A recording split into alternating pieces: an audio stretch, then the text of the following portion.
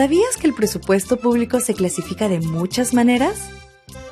Como hemos mencionado antes, el presupuesto del sector público es el cálculo anticipado de los ingresos y gastos que tendremos como país en un año. Las clasificaciones del presupuesto permiten organizar los recursos de forma ordenada y poder hacerle seguimiento más fácilmente, pero también permiten establecer reglas para su uso.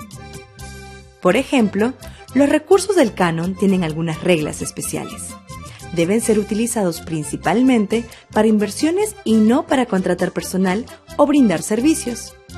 Además, por ser generado en las regiones, a diferencia de otros tipos de recursos, si un gobierno regional o local no ejecuta los recursos del canon, al final del año, estos permanecen en su presupuesto del siguiente año. Es decir, no retornan al gobierno nacional.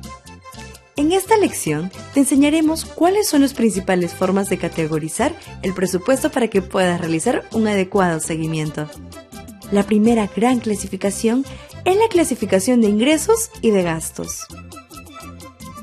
Encontraremos que hay varias formas de clasificar los ingresos. Aquí queremos presentarte la que se hace por fuentes de financiamiento. Este tipo de clasificación organiza los ingresos públicos de acuerdo a la procedencia de los recursos que lo conforman.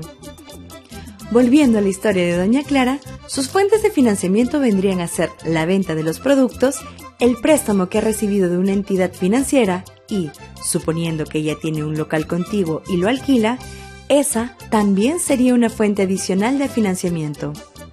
Cada fuente de financiamiento, a su vez, contiene cierta cantidad de rubros como por ejemplo la fuente recursos determinados. Esta contiene los rubros 04 contribución a fondos, 07 Fond común, 08 impuestos municipales y 18 canon, sobre canon, regalías, renta de aduanas y participaciones, entre otros.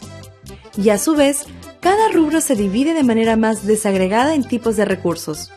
Por ejemplo, el rubro 18 canon es el que más cantidad de tipos de recursos tiene.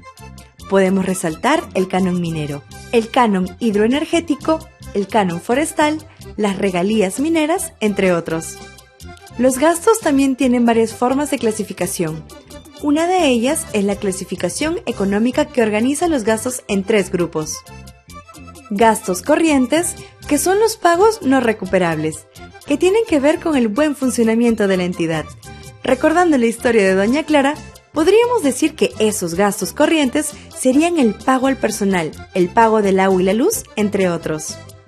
Los gastos de capital agrupan aquellos gastos que tienen que ver con la compra de bienes de vida útil mayor a un año.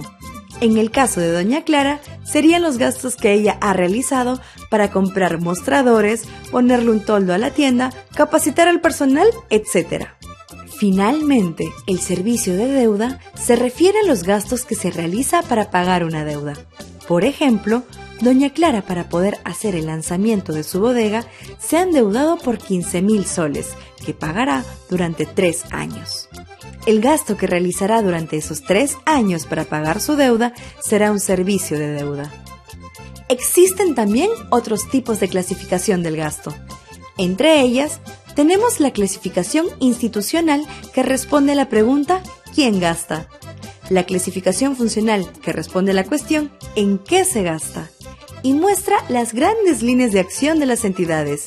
Y finalmente, la clasificación geográfica que atiende la pregunta ¿en qué lugar se gasta?